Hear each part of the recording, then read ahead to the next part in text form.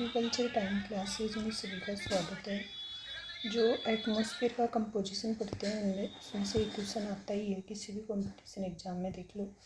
जैसे अपन बात करते हैं, जैसे एटमॉस्फेयर की स्टडी करते हैं 1600 किलोमीटर तक, और इसमें जो क्वेश्चन बन रहे हैं उनके बारे में देख लेते हैं। तो सबसे पहले टेबल देखते हैं, यहाँ से क्वेश्चन आता है वैसे ही। वॉल्यूम बेसिस पे सभी को पता है कि नाइट्रोजन 78% होती है, ऑक्सीजन अपन एवरेज माने तो 21%, और आर्गन 0.93 1% भी आ जाए तो अपन को कंफ्यूज नहीं होना है, एवरेज 1% भी कर सकते हैं। और CO2 हो जाएगी 0.03%। फिर वेट बेसिस का अपन को याद रखना ही है, किसी भी कोई भी आधार देके पूछा जा सकता है, क्योंकि अपना रट्टा हुआ होता है वॉल्यूम बेसिस वाला। तो वेट बेसिस पे अपन को ये याद रखना है कि नाइट्रोजन कम होती है और ऑक्सीजन ज़्यादा हो जाएगी। नाइट्रोजन हो जाएगी अपनी 75.51 और ऑक्सीजन हो जाएगी 23.15। इसी प्रकार आर्गन 1.28 हो जाएगी, और जो कार्बन डाइऑक्साइड है ये भी ज़्यादा होती है, 0.046% होती है।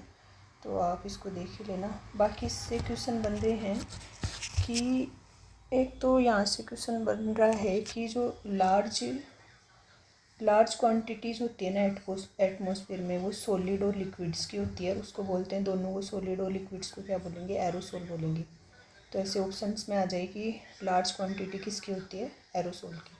मिस्ट की एरोसोल, मिस्ट एरोसोल, फोग, तो फोग को ही अपन एरोसोल बोलते हैं। नेक्स्ट है कि जो लोअर पार्ट ऑफ एटमॉस्फेयर है कंटेन वाटर वेपर पाया जाता है 0.02 से लेकर 4% तक। और नाइट्रोजन अपन को पता ही है, नाइट्रोजन ऑक्सीजन 99% पाई जाती है, 1% में बाकी सभी गैसेज को रखा गया है।